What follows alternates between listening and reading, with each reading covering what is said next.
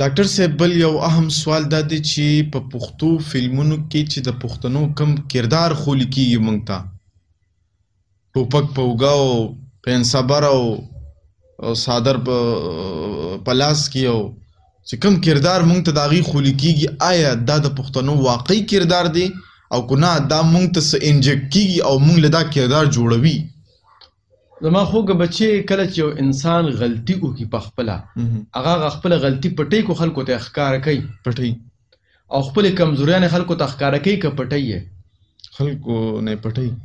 نو معلومه دا خبره شوله چې دا زمونږ په فلمونو کې چې دا زمونږ پرتوګ ایستلی کېږي دا مونږ خپل پرتوګ په خپله نه وکاږو داسې یا سرمایهدار خلک دي هغه سرمایهدار کیدی شي بعضې خلک پکې زما د قامه وي کیدی شي بعضې خلک پکې د بله قامه وي هغې صرف د سرمایې دپاره زما پرتوګ وکاږي او په هغه پرتوګ ایستلو باندې هغه خپلې پیسې ګټي ځکه د هغه غرض پیسې سره دی اوس کو هغه د چا په پرتوګ اچولو سره وي او پیسه راځي نو هغه ته پرتوګ اچوي او که د چا په پرتوګ ایستلو سره وي نو هغه نه پرتوګ اخلي او پیسه به ګټي زه به چې کوم دی په پېښور کې په اسلامیا کالج کې ومه رکشه باندې به مې وکتل تصویر به پې و او د چړې نه به یې وینې څاڅېدلې یاره زما نیکو هغه سره پیشقوزه وه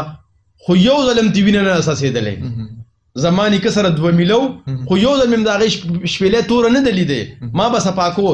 زما نیکه سره چې کوم دی 6 خو یو ځل مې نه چې هغه د ما نیکه پې څوکوالي او د وینو دارې ته روانې وي په فلمونو کې همدغه څیز ښودلی کېږي په اشتهار کې همدغه څیز ښودلی کېږي په رکشه باندې همدغه تصویر جوړ دی خو خفه کېږو به نه چې روانه ده نو د خانه ده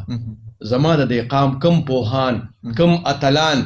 د دې خلاف را پاسېدلي دي او څنګه چې موږ د اوړو خلاف احتجاج کوو چا احتجاج کړی دی